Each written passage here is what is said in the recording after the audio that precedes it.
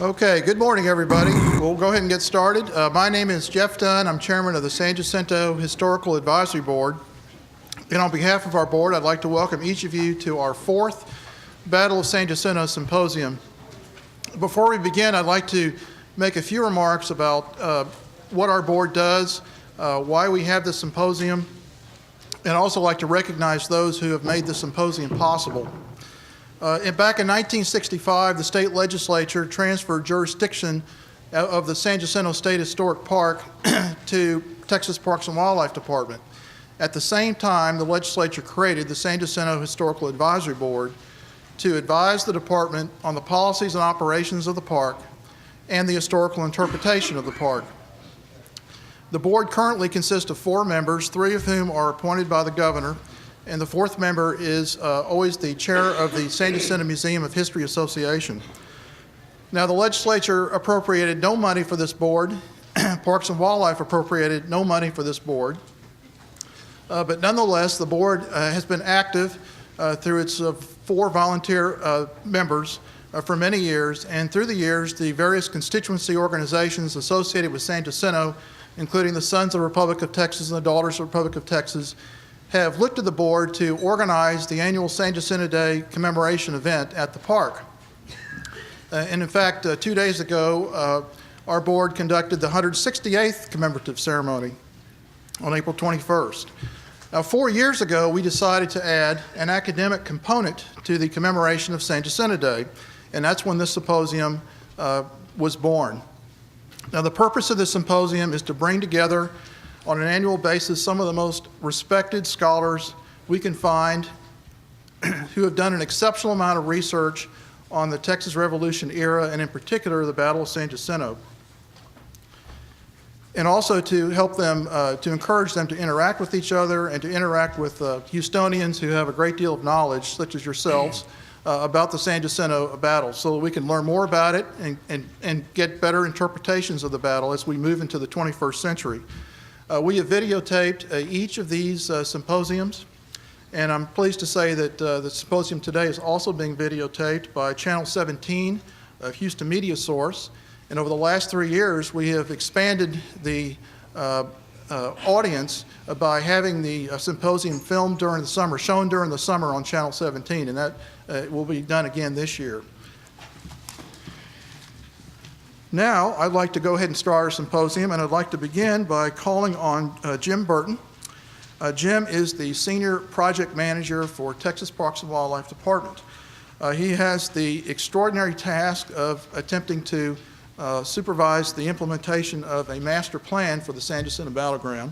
He will tell us a little bit more about the master plan and how the archaeological program and some of the marsh restoration projects fit within the plan. After he speaks, we're going to switch the order a little bit because of audio-visual issues. We're going to let Ted Hollingsworth speak first and then Michael Strutt. And once Michael Strutt finishes, we will have time at that point for questions and answers from the audience. So think about your questions as you go through. And we will do that until I'm signaled that we have to have the press conference. And at that point, we will move into that mode. So without further ado, again, I want to welcome each of you to our symposium. And looking forward to having a great day today. And now I'd like to call on Jim Burton. Thanks.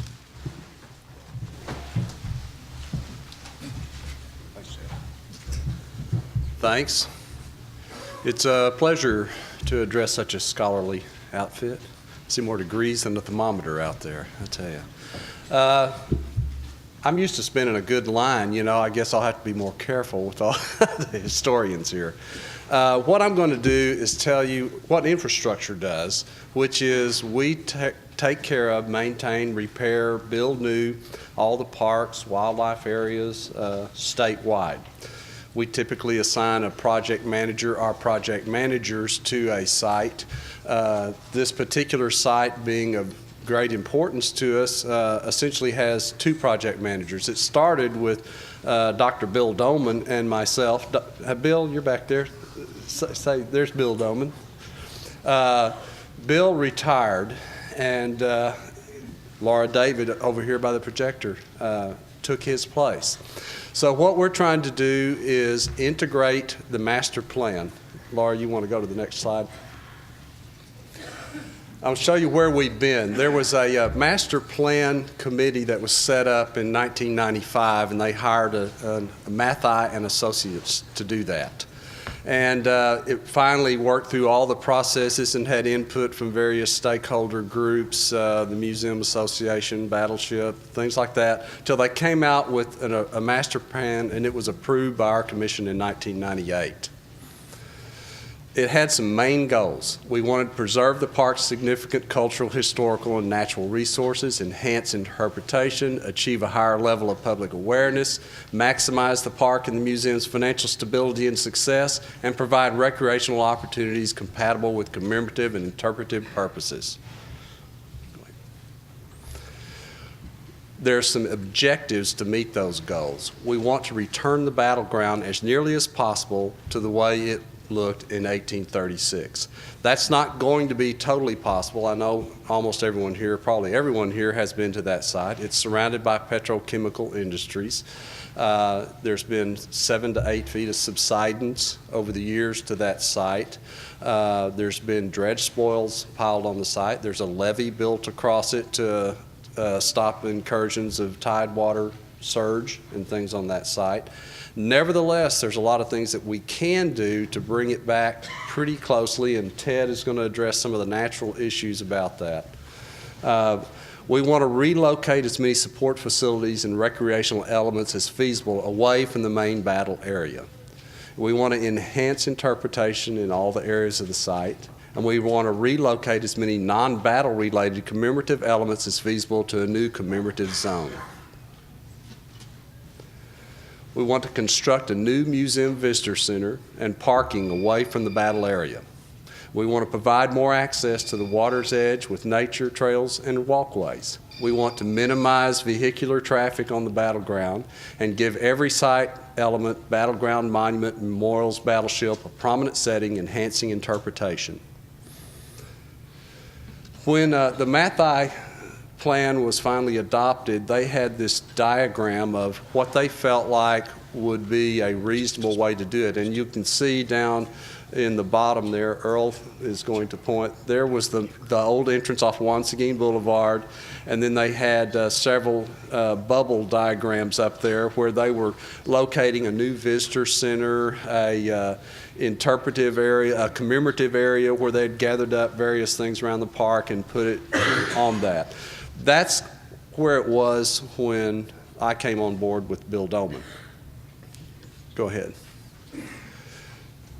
What the first thing that has to happen once you get a master plan like that is, how are you going to fund it? What's going to happen? So Proposition 8 was passed by the voters in 2002.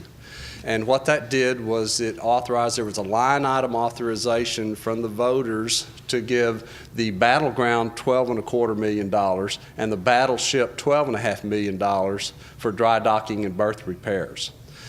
The unfortunate aspect of that is, though, even though the voters approved it, we've only received a small portion of that money to date because of the physical problems with the legislature last session.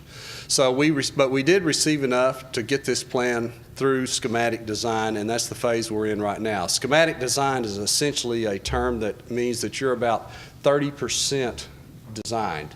It means that your concepts are down, that you know what's going to happen. You may not know exactly how it's going to happen, and you may not have implemented it yet.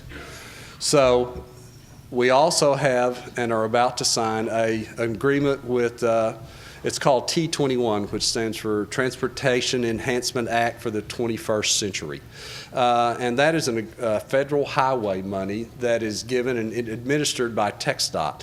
TxDOT gives that out to various communities and entities to build visitor centers around the state.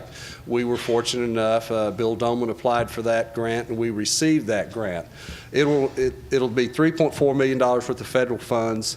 $850,000 will be Texas Parks and Wildlife and other contributors, mainly the Battleship Foundation and the Museum Association.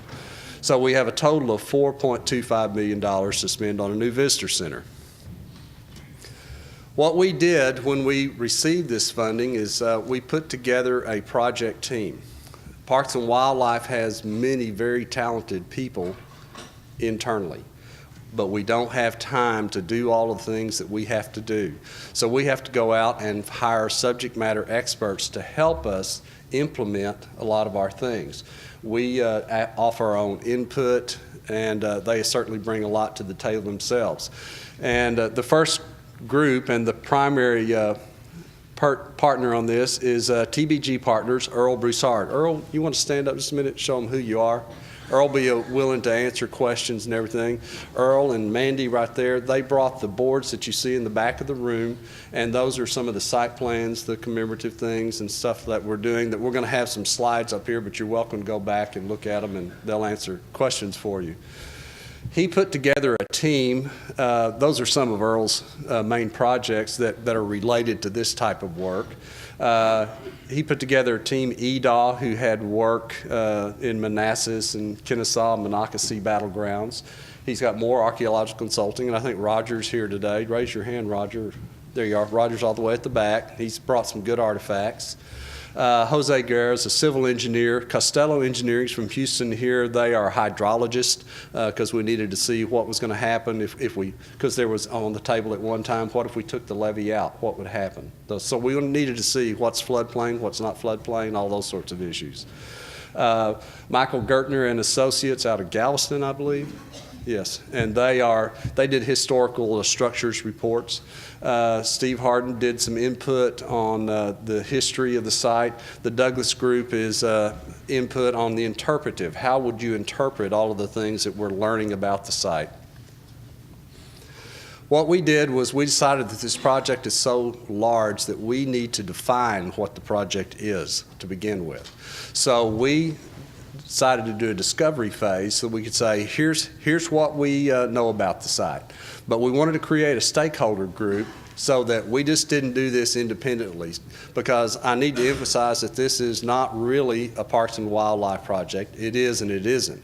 We have input and help, assistance, experts from all walks. The stakeholder groups were formed, and the San Jacinto Museum Association, the San Jacinto Historical Advisory Board, Battleship Texas Foundation, all of the Parks and Wildlife staff and out in the field, and then we have headquarters subject matter experts on various.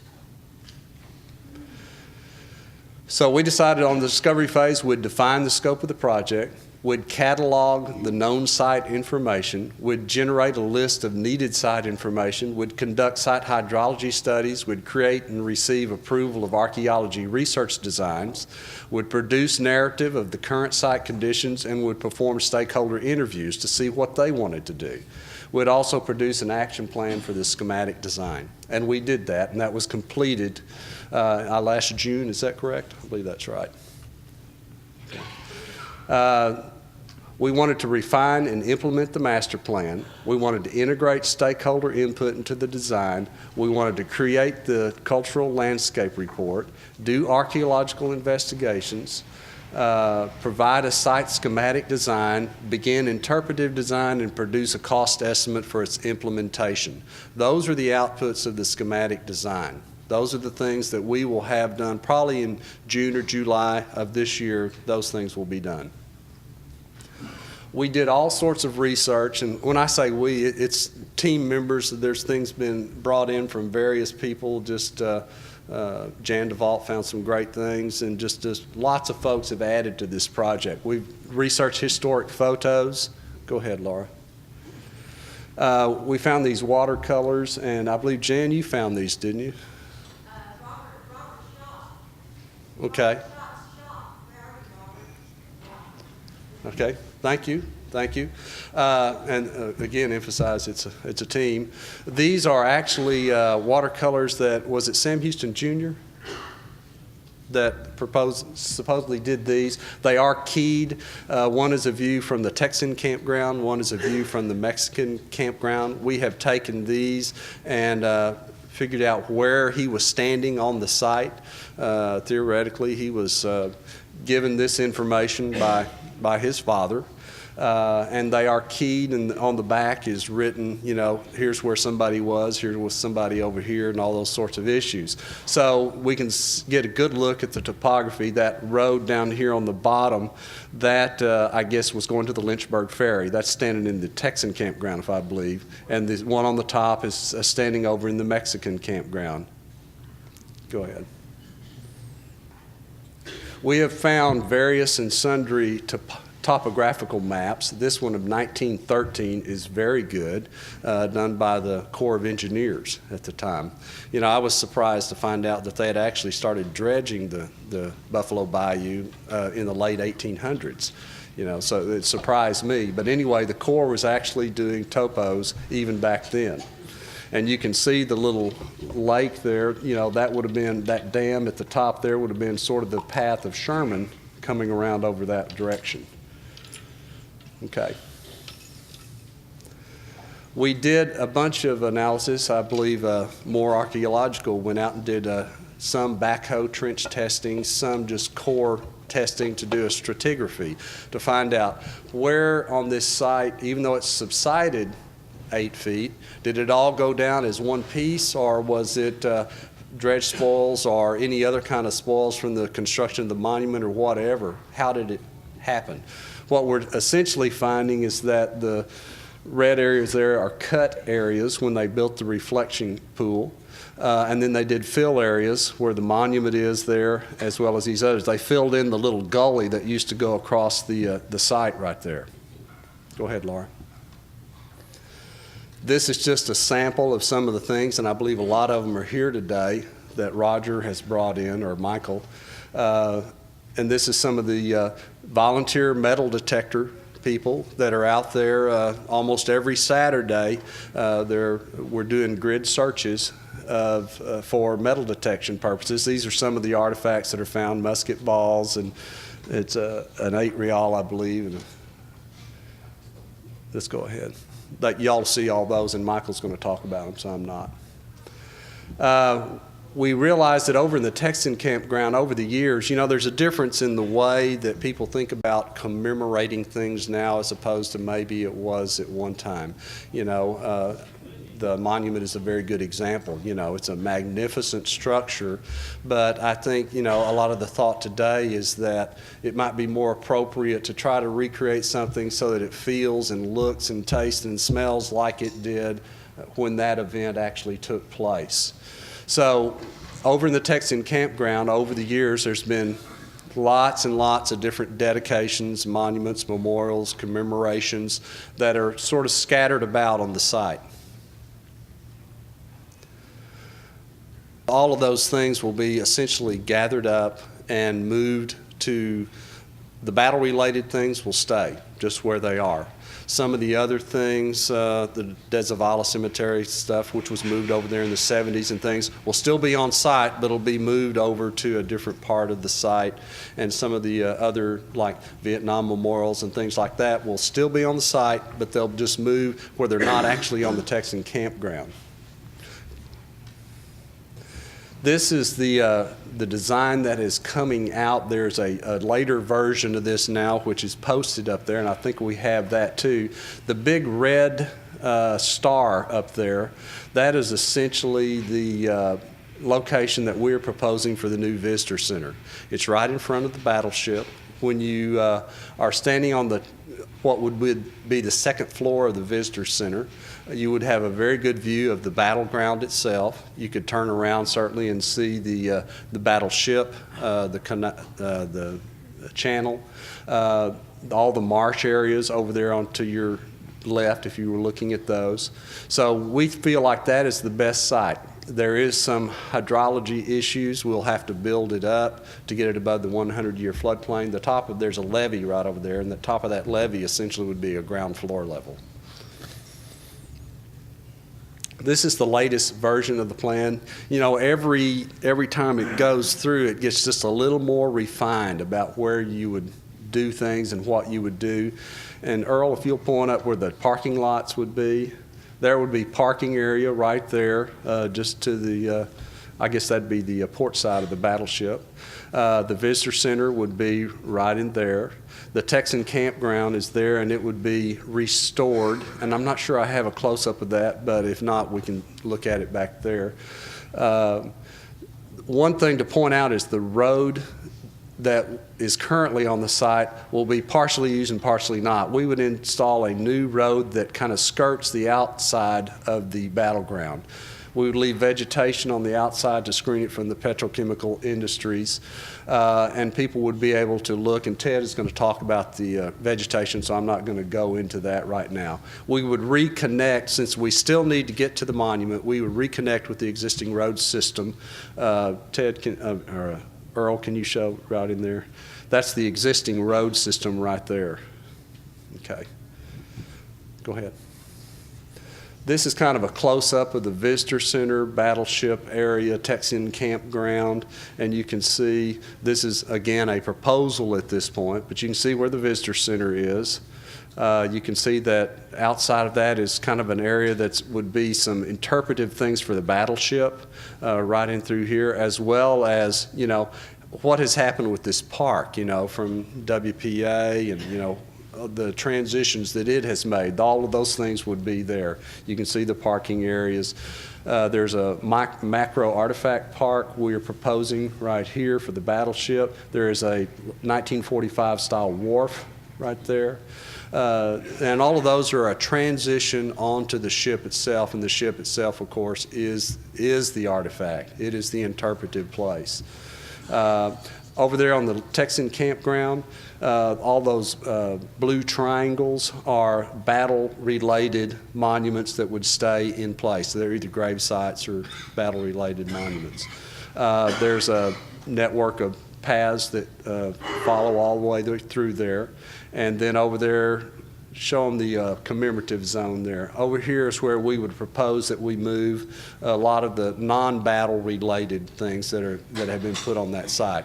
There's a lot of different trees and things that have been planted, like a PTA tree and things like that. What we would propose is leave those in place, lay whatever the memorial headstone or whatever it is, just lay it down flat so that it's there. And at some point those trees will go away because a lot of them are non-native. They would not be appropriate to the site, but we would leave those in place and let nature take its course. The residence itself would stay because it has been judged to be historically significant. The restroom over there, while an interesting thing, is not historically significant. We would have restroom facilities in the visitor center, so it would be removed. Okay, here's where we're going. We have to finish the schematic design development.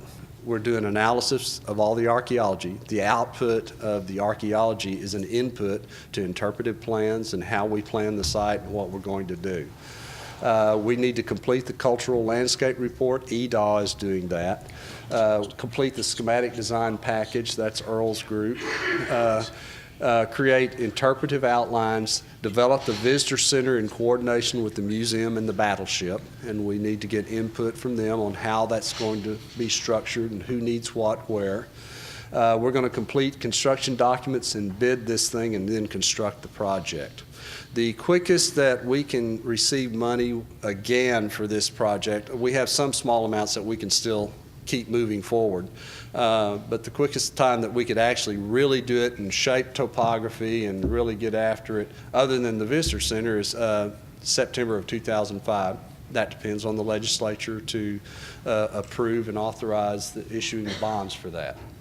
So the visitor center, we are about to sign the agreement. We will move into design, I'm hopeful, within 3 months. And we should be able to have a design complete within a year and start construction of the visitor center.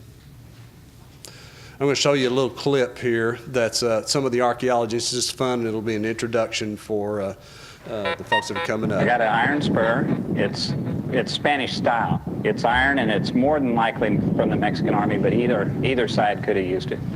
Greg Dimmick is putting his interest in history to good use. He's a volunteer helping a team of archaeologists search for artifacts at the San Jacinto battleground. It's to me so fascinating to think that this battle was fought 168 years ago, and since then they've never done archaeology with the exact purpose of defining the battle site. This is where General Sam Houston's troops defeated Santa Anna's Mexican army during the Texas Revolution. But details about the battle are still unknown.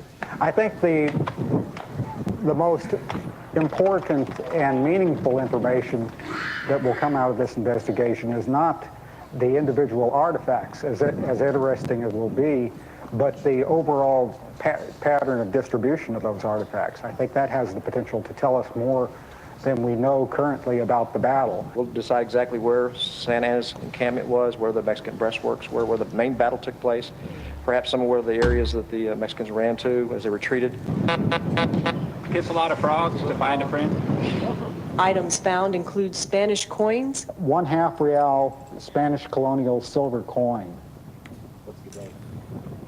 And you can see that it dates to 1808. a bayonet, Probably produced in the early 1800s or late 1700s for the British Army originally, and then sold to the Mexican Army as surplus. and a lot of musket balls. This is a musket ball that clearly hit something. We believe it has pieces of bone embedded in it. It hit a person. This ground was thought to be sterile archaeologically because we felt like after the battle it was picked over by souvenir hunters and everything else, but that's not the case. It's here. The archaeological investigation will help guide Texas Parks and Wildlife's plan to restore the site to its 1836 condition. Our goal really is to reform the contours of the terrain. We're going to retain the monument, take many of the elements out that actually don't help support the story, like the reflecting pool. It's going to be quite a large job with 1,000 acres, a lot of dirt moving, but before that, a lot of archaeology. We're in a pristine battle site, and there are very few of those left in the United States. It's just, to me, it's unbelievable. Near Houston, this is Karen Lope reporting. All righty. Well, I thank you for your attention. I ran a little bit long. I'm just going to bring Ted Hollingsworth up, and he's going to tell you about some of the natural elements of the site and what we're doing out there. Thank you.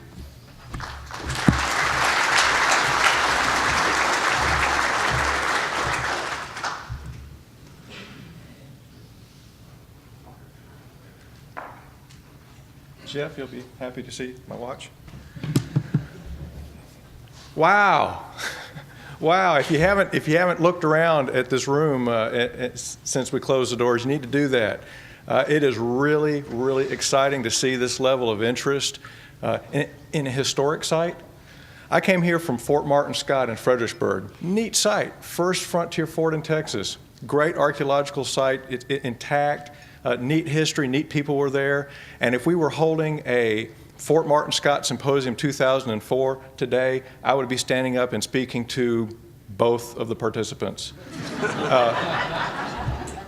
Y'all have no idea what it means to us who manage the site and who are attempting to implement this project to see this level of enthusiasm and encouragement. And let me just encourage you to continue to come to these functions, continue to come to the park, continue to follow what's going on, continue to be excited about it.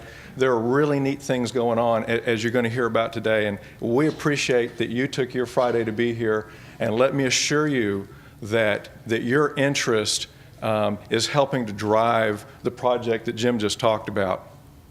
A lot of y'all have been to this symposium before, and you know that traditionally our interpretation of the site is based on our understanding of the historic record, the written record, the archival record, primary accounts, drawings, sketches, maps, diary entries, things like that. And that probably for the last century and a half, most of our interpretation of the battle has been based on those things. But there are two other sources of information that we've really begun to take a close look at in the last few years that contribute greatly to our understanding and our appreciation of the battle.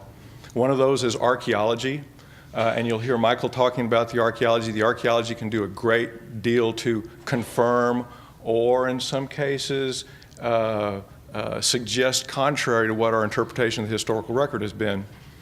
The other is the battleground itself, the battleground as a landform, the battleground as an environment.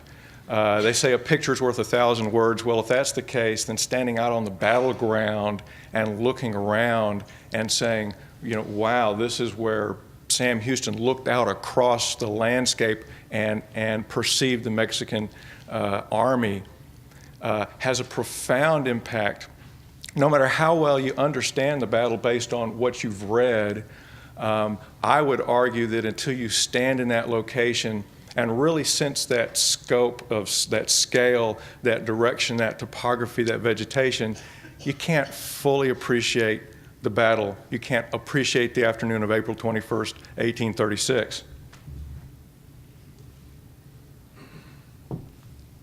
So I'm going to talk about the measures that we're taking to restore the battleground. And just real quickly, why restore the battleground? Anyone that's been out there knows that it can't possibly look like it did in 1836.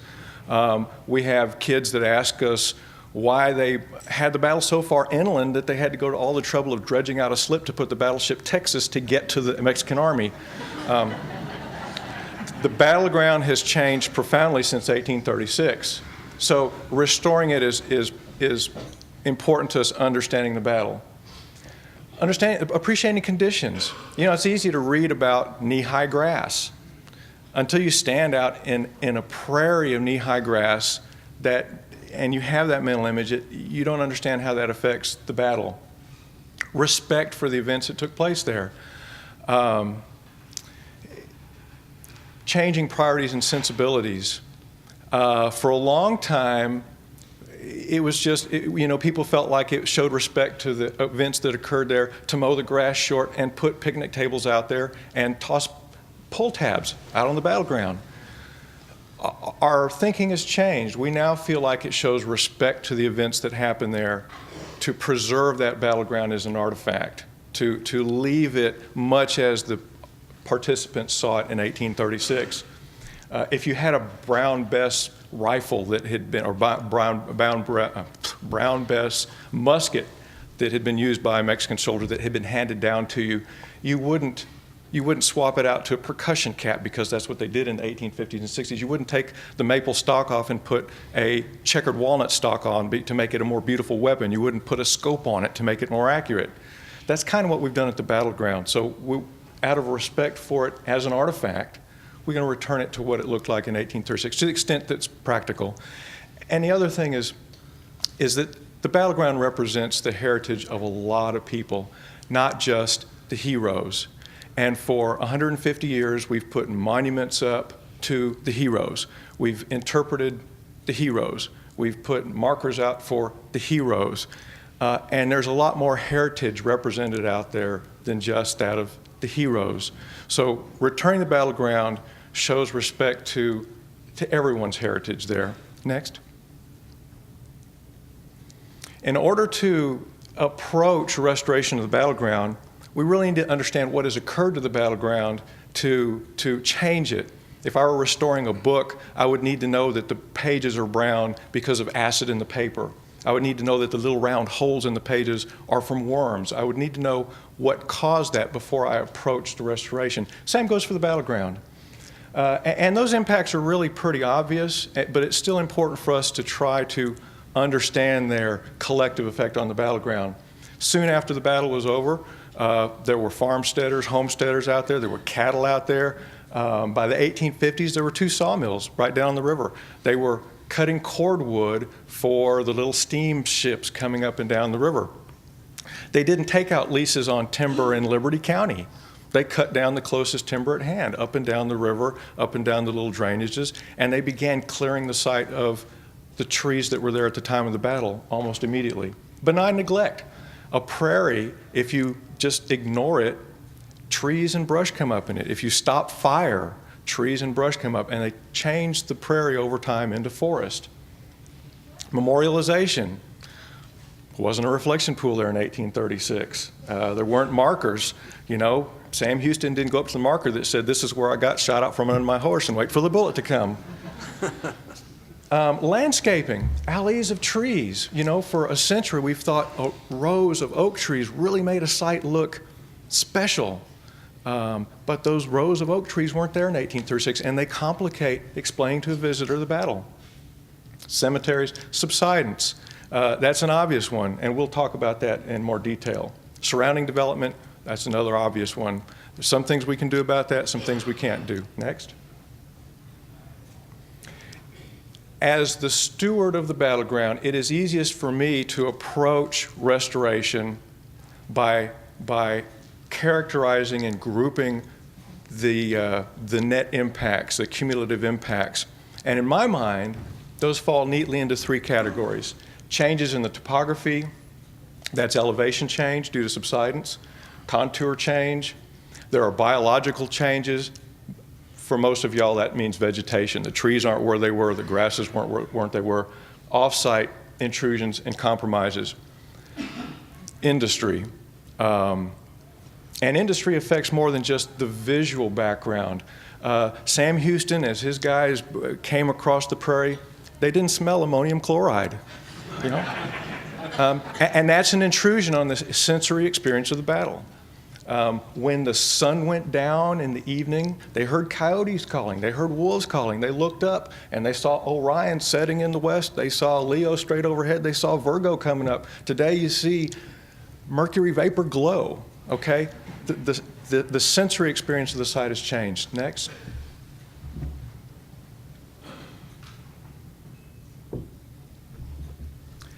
Subsidence is actually totaled somewhere between 9 and 11 feet. Subsidence is caused by removing fluids from the ground. In 1980, when the Coastal Water Authority pipelines came online supplying water to industries in the area, at that time there were 13 industries on Battleground Road alone, all pumping 1 million gallons a day or more, some of them 4 and 5 million gallons of water a day out of the ground. 365 days a year, 20 million gallons on Battleground Road again alone. That comes from somewhere. As they pulled the water up, they sucked the ground down. That can't be reversed, okay? We're stuck with that. We don't know the exact amount because it's actually very, very difficult to maintain 3D control over long periods of time, and the level of sophistication in 1913 for knowing where ocean level was, it was very different than it is today, so we don't know exactly. It has stopped completely, but we need to understand the implications. We need to understand the implications that has for restoring a battleground. The biggest one is reduction in relief. That bluff looking out over the marsh that the Texians sat on and took pot shots at Mexican soldiers for hours after the battle, that was a 30-foot bluff in 1836. Today it's a 20-foot bluff. That changes our understanding of the battle. Next. Contour changes. I don't think I have a laser pointer, but there's a ridge in the background of this photograph. That's a storm levee. That's a storm levee. In theory, it's 15 feet tall. It isn't really quite. It's closer to 10 today, but it wasn't there in 1836. Sherman didn't have a nice high levee to take his troops down. He was down in the marsh. The battleground, well, you saw the contour map. But again, fill from the reflection pool, road bridge drainage projects, these have changed the relative topography. They've changed the shape of the landform. Next. Jim showed you a different version of the map. This map is based on taking that 1913 topo map, superimposing a very recent topographic model. The contour lines show the change, the difference there.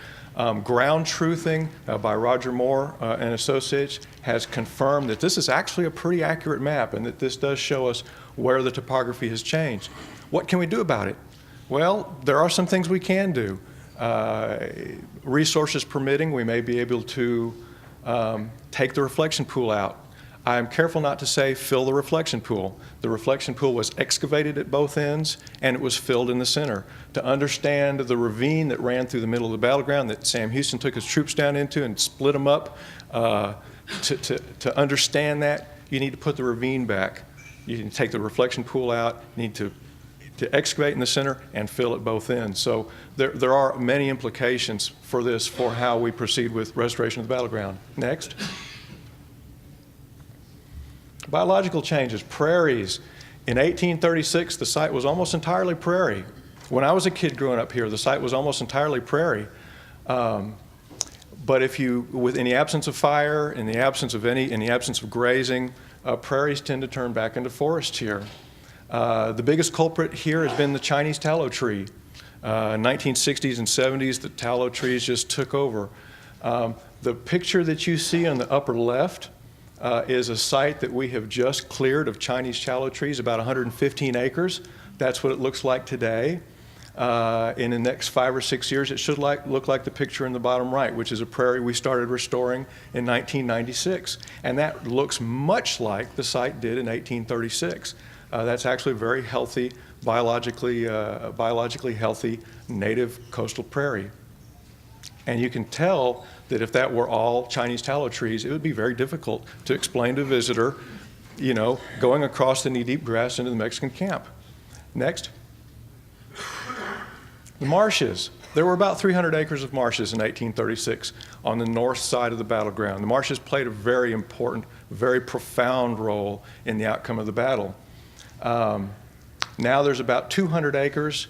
In 1993, when I came on board, it all looked like the upper left-hand picture. 200 acres of knee-deep water. It all drained out through one tiny little bayou. In the summer, the water would get so hot and so anoxic that it would kill all of the fish. I do not know what it takes to kill a mullet, but to me that's kind of like moving into a house and all the cockroaches are dead. I worry about the quality of the environment. And with no fish, it was a 200-acre mosquito petri dish. The mosquitoes were profound at San Jacinto. Now we've restored a little over half of it. That bottom right picture was taken Tuesday. That's what it looks like now. That is much as it looked like in 1836. I've spent hours and hours and hours and hours and hours standing where that picture is taken from over the last 2 years, and I have seen 2 mosquitoes.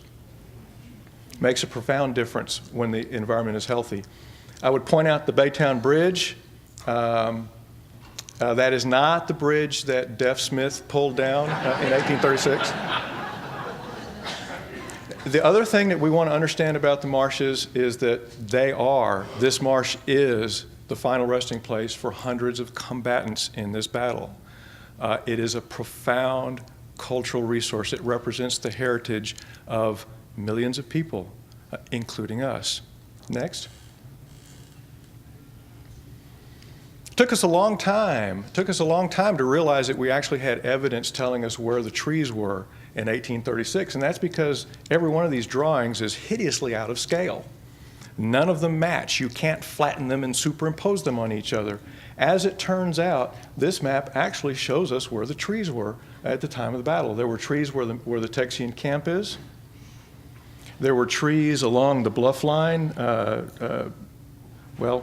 you go. There were trees along, actually that's a grove of trees on the edge of the marsh that helped hide Sidney Sherman's advance. There were 2 motts of trees out in the middle of the battleground that we know helped hide the cavalry advance. We finally snapped to the fact that all of the drawings show each of those groves of trees. And by looking at the 1913 topo maps, by looking at these maps, by looking at the soils and existing vegetation, we now are pretty convinced we can put the trees back where they were in 1836. We'll do incredible things for understanding why Sam Houston deployed his troops the way he did, why they moved the battleground across the battlefield the way they did, how they surprised the Mexican army. Next. Here's the view from the north end of the park. A little different from the view in 1836. We cannot do anything about traffic on the ship channel. We can't do anything about Occidental Chemical Plant. What we can do is to understand the way this interferes with interpretation of the battle, and we can mitigate those things to some extent. We can plant trees and vegetation in places as to create visual barriers. There are things we can do, but we need to understand what those impacts are, and we need to understand from the visitor standpoint and not just from our not just from our standpoint as academicians. Next. Conclusions. This is a view of the battleground looking out across the marsh, the restored portion of the marsh. The telephone pole is not part of the restoration. Research can, in fact, tell us almost everything about what the battleground looked like. We did not understand that 5 years ago. We understand that now. Representative habitats can be restored. Some of the topography can be restored. Compressed landscapes, and by that I mean that band of trees. There was, in fact, a band of trees along the river. It's probably a few hundred feet closer than it was in 1836, and yet I was standing on the other side of those trees taking that last picture. From this perspective on the battleground, you don't see those ships, you don't see those visual intrusions, and you begin to understand the Mexicans were being shot at, the camp had panicked and flown apart, somebody's shooting at you from behind with a gun, you know. Do you turn and wait to be shot, or do you take out across the marsh? You can begin to understand that now that we have a marsh. The visitor experience, again, can be much enhanced. When this was open water, I would stand out on the terrace of the monument, and I would hear people argue about what that water was. Nobody would say, oh, that's the marsh. They would all say, no, that's the Houston Ship Channel. And they would say, well, there's no ships on it. It's got to be the San Jacinto River. And they say, no, it must be Santa Ana's Lake. Now they look across it, it's a marsh, and people understand that it is the marsh. And again, the cultural value of the site, the biological value. When this was 100 acres of water, there was an occasional duck on it. An occasional duck. Now there are cranes and herons and spoonbills and storks. There are ducks breeding and nesting there year-round. There are rails and bitterns and alligators and snakes and turtles and the stuff that was there in 1836. So we've restored, we've dramatically increased both the natural and the cultural value of the site through this restoration. And with that, we're going to need to break for about 3 minutes so that the AV equipment can be set up for Michael Strutt's presentation. Michael Strutt is our Director of Cultural Resources for Texas Parks and Wildlife, and it's going to talk about the archaeology, that third component of our understanding of the battle. Thank you very much.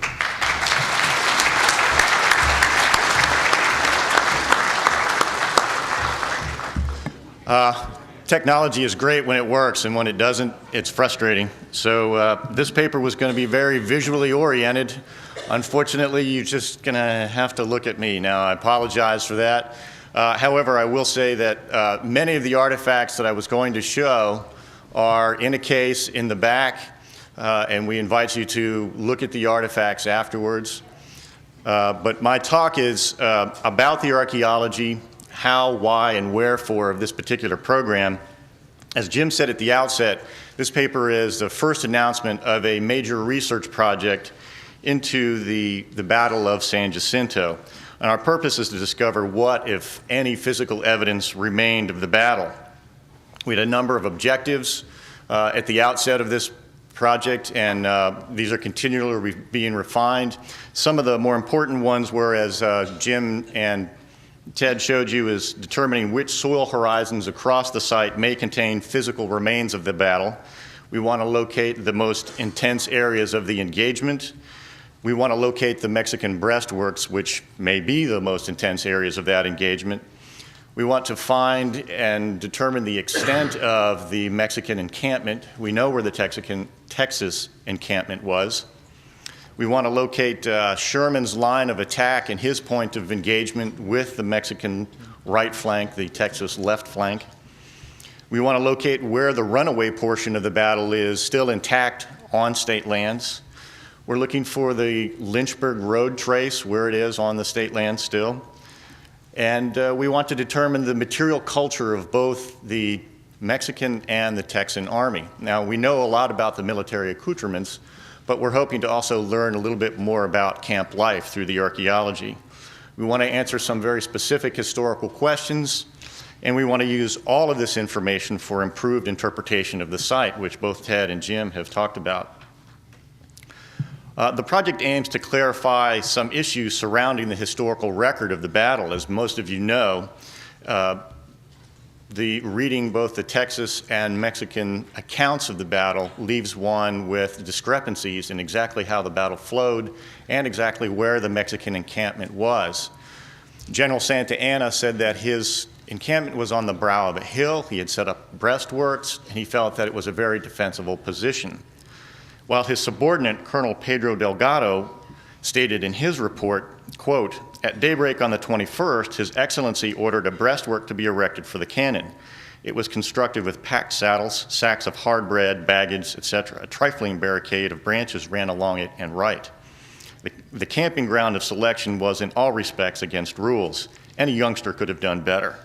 We had the enemy on our right in a wood at long musket range. Our front, although level, exposed to fire of the enemy, who could keep up with impunity from his sheltered position. Retreat was easy for him on his rear and right, and our own troops had no space for maneuvering." Now, whether or not Colonel Delgado had an axe to grind with his superior is one of those questions. We can hopefully, with the archaeology, answer or at least get some clues to these conflicting statements. Reading some of the Texas accounts also give us some conflicting statements about how it progressed. The other questions I said is, where did Sidney Sherman's force hit the Mexican right, and how did it fold the Mexican force back, or did it simply push them into the water?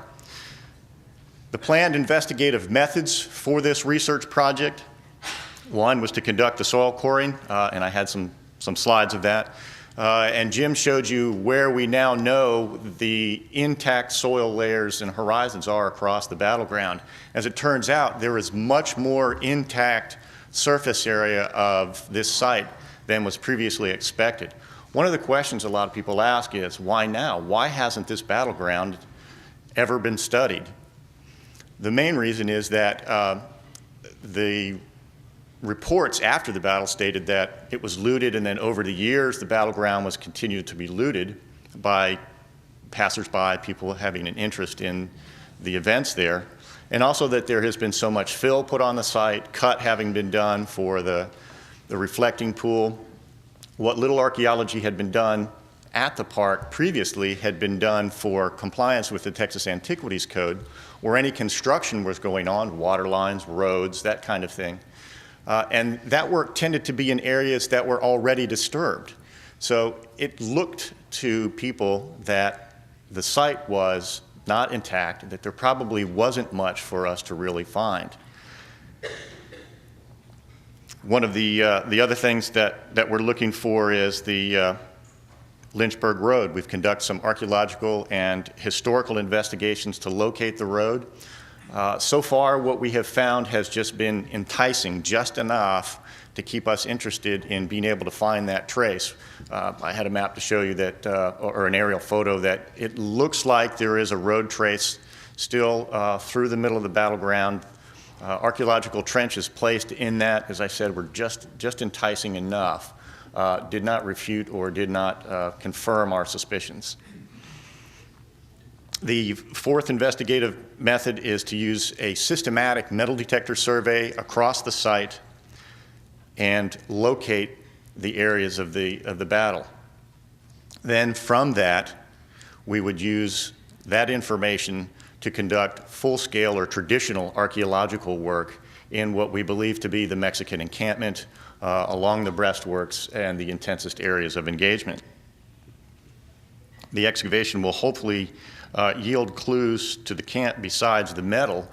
We've been hoping that we would come across glass and ceramics and other kinds of things that were broken. We know that the Texans, when they hit the Mexican camp, it was pell-mell, things got broken, so we're hoping to find some of those kinds of things as well. The team that has been assembled is a crack team of archaeologists and a hand-selected group of volunteers. The archaeological firms that have been hired are Hicks & Company out of Austin, which is an archaeology and historical research unit, and Moore Archaeological Consulting from here in Houston, many of whom are here today. And then the two groups of hand-picked volunteers are the Houston Archaeological Society volunteers and folks from the Texas Historical Commission's Archaeological Stewards Program who are trained, they're volunteers, but they are trained in archaeology.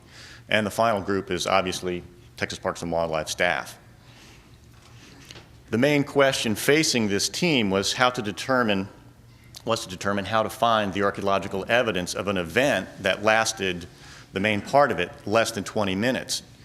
Traditional archaeology we do on sites that have been occupied for decades, if not hundreds of years. How do you find something that only lasted a very brief moment in time? And the metal detector survey is how we're finding the main part of that battle. The survey is being conducted under a Texas Antiquities Code permit from the Texas Historical Commission, and we are using tightly controlled field procedures as we work this survey. When I first became involved with this project nearly 2 years ago, one of my greatest concerns was that what we did today was done as systematically and as scientifically as possible, so that the record that we leave is as good as we can possibly get for the next generation of researchers. Thomas Jefferson once said that every generation should create their own legacy. This generation is going to create a legacy of scientific research and historical documentation research for us to be able to use and for the future generations to use for interpretation of this battle. The survey strategy, the way we approach it in the field is, as Ted showed you, it's prairie out there, it's tall grass. Typically we have an area of 60 meters by 60 meters, a couple hundred feet square, is mowed down low. The metal detectorists go in and they sweep lines that are approximately 6 foot wide. They do a 100% coverage down that line, marking spots where the metal detector detects a hit, as we call it. And then the archaeological stewards excavate the artifact. The artifact is then located according to its soil type that it's found in, its depth, its horizontal position, and all of that is then recorded on standardized archaeological record sheets. And the location of the artifact is then plotted using an electronic EDM or laser theodolite so that we have very exacting locations of where every artifact is. Some of them have moved certainly over time, but they haven't moved very far. So we're getting patterns. This pattern recognition and then refinement of our field techniques, and archaeologists and folks who do metal detecting love to debate, and this is one of the things that is done every week after the field work is done. What did we find today? What does it mean for us, and where do we go next? And the slide that I would have showed you has all of the concentration of battle-related metal that we have found so far in an area pretty close to where we've been thinking historically, traditionally, the Mexican breastworks has been interpreted. It's a matter of debate among us whether or not we're in front of or behind or to the side of the breastworks. What we're doing essentially is we're closing in on the site. We've kind of hit the middle of it, and we're now working the edges, and we will hopefully, through this work and then traditional archaeology afterwards, really well define where the breastworks were, where the Mexican encampment was. There are other kinds of remote sensing, as it's known, that we could use. There's the potential for using a magnetometer, which detects the magnetic field of the earth. It may show us where the breastworks were. There's also the potential for using ground-penetrating radar, which could also show us the breastworks. The magnetometer might also show us where the campfires from the Mexican camp was. Fire will change the magnetic signature of soil, so that's another very, very good method that we could use. The information that we have been gaining cumulatively is showing us patterns of artifacts, and what we have found to date was going to be the next part of this talk. So I encourage you all to look at the back where there are two archaeologists from Roger's group who can help explain those artifacts back there. Douglas is on my right, your left, and Kelly. Perhaps the most interesting thing that we have found, you already saw a picture of the musket ball that apparently has bone embedded in it. We found a number of drop balls. We also have found a number that have hit their mark.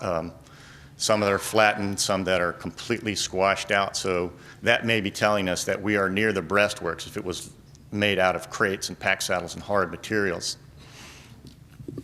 Another very interesting artifact besides the real that you saw earlier is a breastplate from the Guerrero Battalion of the Mexican Army. A breastplate, soldiers had two crossing belts that ran across their chest. The breastplate sat in the middle, held the two belts together. This particular one has a tiny hole at the bottom of it, which is where specialists who know these artifacts better than I tell me that a small brush and a cleaner were attached to that breastplate, which says to us that that was probably one of the foot soldiers' plates from that particular battalion. So we're closing in on very specific things as well as the general patterns of the battle. We can probably, through this kind of work, we're hoping, be able to talk about where specific battalions are and potentially even individuals. That's one of our hopes anyways. We found a number of things that tell us that we're near the runaway part of the battle. Dropped musket balls, dropped ramrods as the Mexican army began to flee, trying to reload a heavy brown bess musket with a small piece of ramrod in your hand is very difficult. We found one entire one and parts of several others. We need to identify whether or not they're actually two a bess.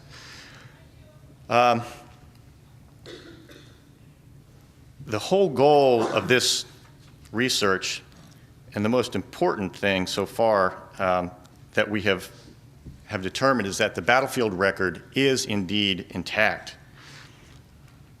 Interpretation is what we're going to do with this information. As Jim pointed out, as the battleground is currently configured, there's little interpretation of the events that occurred there. The archaeology will give us solid points on the ground to begin that interpretation and tell the story. The artifacts themselves will serve as points of departure to talk about the battle, camp life, the clash of two cultures, and perhaps even, as I said, individuals. At the same time, we also realize that once these artifacts are out of the ground, they have been removed from the context in which they were historically laid to rest. It is imperative that we record diligently to allow a full understanding of how they came to be where they are. That information, coupled with the documentary research, will lead us to better interpretation. With that information in hand, we can tell the visiting public, whether adults or school children from Texas, Mexico, or anywhere else, the ebb and flow of a battleground that has been little studied to date. We hope to gain as much evidence as possible to return the landscape, as Ted talked about, to its 1836 appearance, and use this state historic site as a venue for interpreting the revolutionary atmosphere that led two armies to be here. The visitor can then understand what happened and the importance of an event that became known as the Battle of San Jacinto. Now with that, I would like to recognize the groups that are working with us. The Houston Archaeological volunteers, the Texas Archaeological Stewards Program, and Roger Moore's folks. If you all would please stand up. I just want...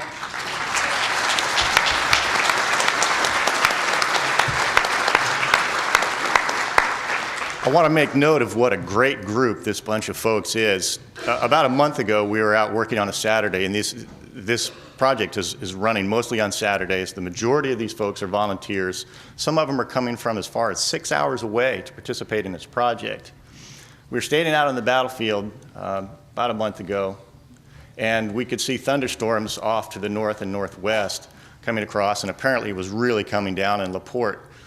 When out of the edge of this storm drops a funnel cloud, and the group kept working away. It was raining on us. The guys who were doing the recording simply put their clipboards under a plastic bag, and everybody just kind of watched that funnel cloud out of the corner of their eye, took some pictures of it, stood there, wow, isn't that really cool? What'd you get? The enthusiasm that this group and these groups bring to this project is really, really enjoyable to see for us at Parks and Wildlife, because it is, to us, a very important site, and we love to have the input and all of the hard work from these groups. Thank you.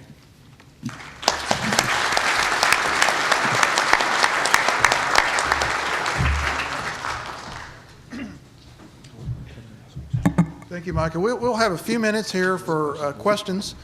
Also, I'd like to ask Roger Moore to come up if he would like to also field some questions from the audience. Does anybody have any questions you'd like to ask of the archaeology?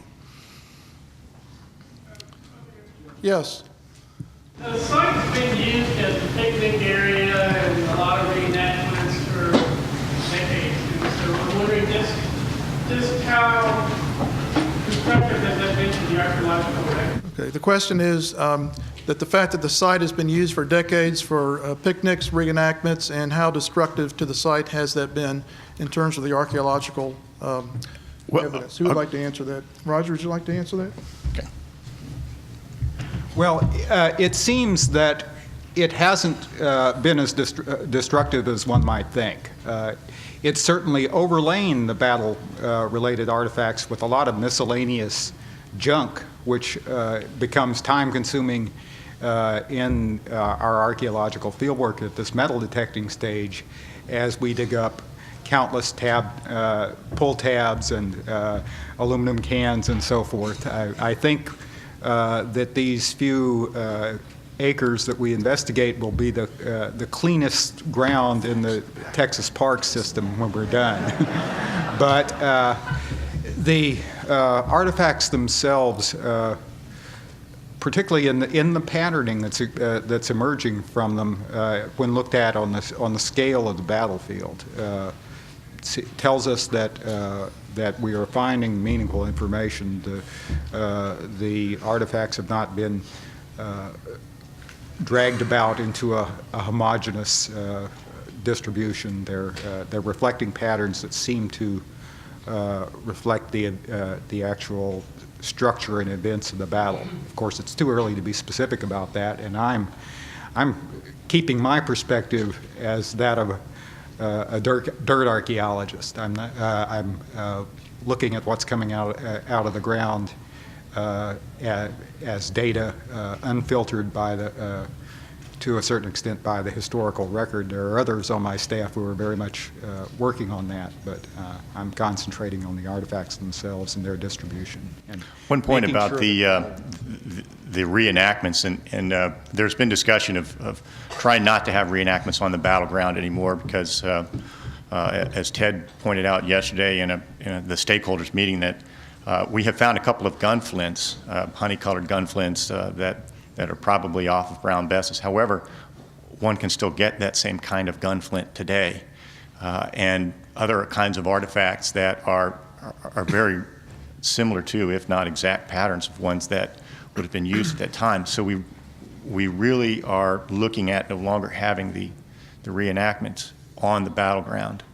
That's not been set in stone yet, but that's definitely something that's in discussion. And also with the fires, having a little bit of soil removed to have the fire is not something that we want because that will affect the magnetic signature and the potential for using the magnetometer on the battleground. Thank you. Any other questions? Yes. With all of this new technology that y'all digging with and searching with, besides that bone fragment that was found in that musket ball, have y'all found any other bone? No, we have not yet found any even food remains from camp refuse, much less human remains. Of course, the technology we're using right now is focused upon and dependent upon the location of metal artifacts, so any bone we find would be incidental to excavating those metal artifacts, which is in fact the way we found the two gun flints. They would not sound off for a metal detector, but they happened to be adjacent to, in one case, a musket ball, and so they were found in the course of that excavation. But it is conceivable that you could find bones during the process of your excavation. Certainly it is. We don't know the specifics of what the bone preservation might be on the site in terms of the soil effects on the bone and so forth. So.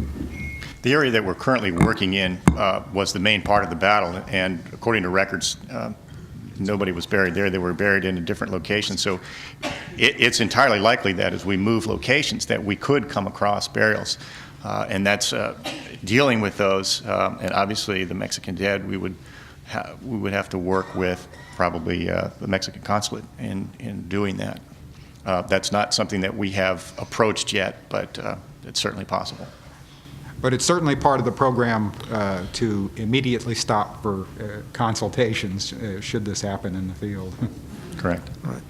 Yes, in the back. I acknowledge the importance of returning that around in 1836 battle.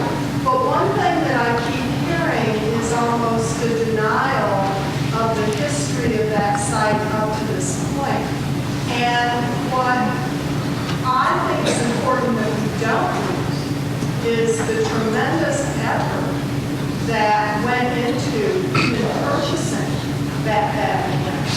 The tremendous effort that people for years before the state even got to it to use it as an historic site. And also the other thing is, instead of trying to ignore the petrochemical plants, how about bringing that into the entire story of Houston, why they developed, and everything that's happened? Because it's easy to take that site and pretend, let's do this slide from 1836. But we've got this giant monument on it. We have a tremendous history with that.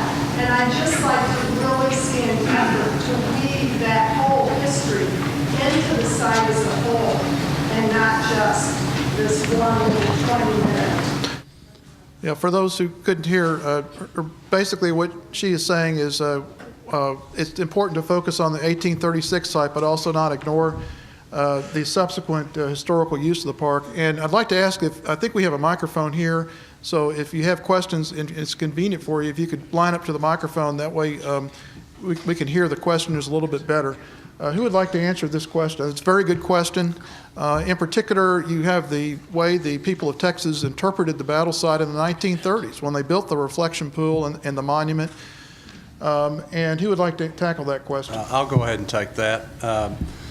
That's very valid, and we're certainly aware of that, and we're certainly don't believe that we have the slant that's going to last for generations forever.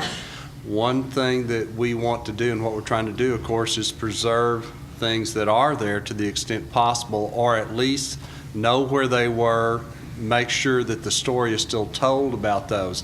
In the areas of the visitor center, there will be one section of that, or more than one section. The interpretation is not totally thought out about the park history itself. You know, how did this park develop? How was it acquired? You know, when did they build the monument? You know, how was it built?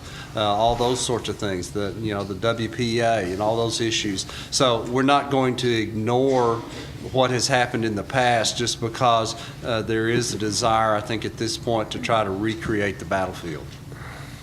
Did that answer your question? Thank you. Thank you. Yes, sir. The Mexican Army was supposedly having a large contingent of women that also supported the troops individually in terms of cooking and medical assistance, stuff like that. I was wondering if you're finding any archaeological evidence of their existence.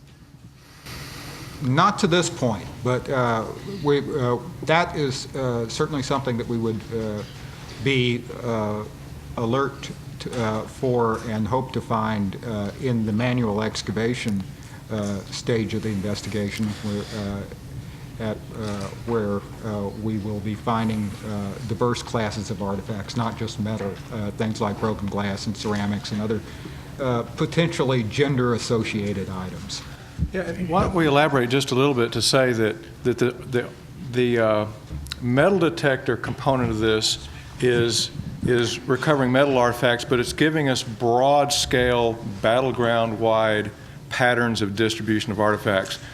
What we intend to do in the next few months is regroup, look at the distributions of those artifacts, look at what they've told us about the battle, hopefully look at what they've told us about where the Mexican encampment is, and then go in and systematically do archaeology, traditional archaeology, 1 meter square type archaeology, to come down into the Mexican camp, where we fully expect to find the traditional camp accoutrements, broken ceramics, broken glass, parts of clothing, things like that, that are not showing up in the metal detector survey. Until we have a good idea of where to expect the camp, though, we don't want to invest that kind of energy. And at that point, hopefully we will find exactly the kind of things you're talking about, domestic artifacts that relate to even a 2-day camp, especially since the camp scattered and broke quickly and people didn't have time to gather up their plates and dishes and take them with them. So that will come. Hopefully by this time next year we can report on some of that as well. The records indicate that there were probably 8 Mexican women there, 6 of whom were captured, 1 was killed, and 1 was wounded and actually made it back to Filisola. And there's also some evidence that there was a mulatto woman captured at New Washington named Emily D. West, who was also at the battle. It would be interesting to see if we find any remains of any of these women, but that is a part of the San Jacinto story. One last question. The late Margaret Henson, Dr. Margaret Henson, stated that some artifacts had been discovered that were left behind by soldiers that were headed back to Mexico, that escaped the battle site and were headed back on a route that would lead to back to Mexico, and that these escapees basically started dropping their weapons and any heavy equipment that they had with them. Is there, and I believe this was off the state grounds, is there any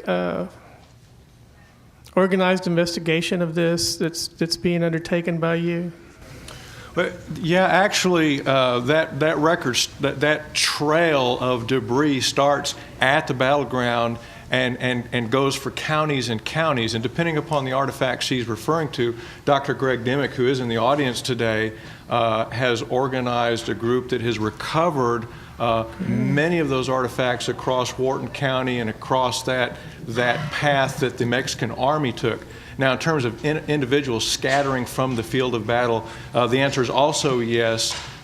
They drop debris, and it isn't all within the 1,000-acre battleground at San Jacinto. We are negotiating agreements with our neighbors that is allowing us to expand our archaeological research onto adjacent properties, and we are, in fact, recovering those artifacts that are clear evidence of we call it a running battle. It was kind of one-sided, but that scattering of troops away from the battleground. Yes, sir. Great. Thank you. Thank you. Yes, sir. This is probably directed more to Roger. In 1917, the troops that were at Camp Logan here in Houston were marched out to San Jacinto via Morgan's Point, and they camped at San Jacinto for 4 or 5 days. And I was just wondering if you were finding any evidence of those guys.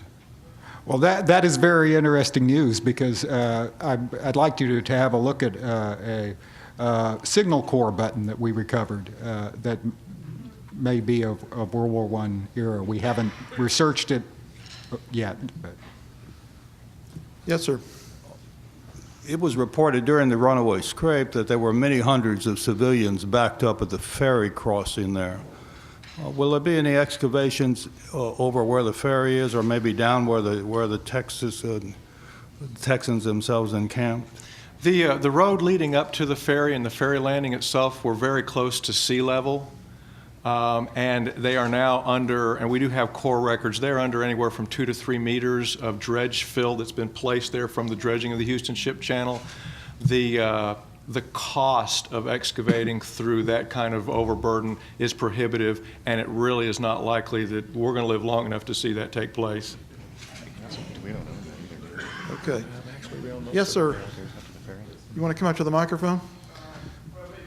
And Tom Harvey, are we ready to do anything else at this point? I don't see him. We'll just continue with the questions.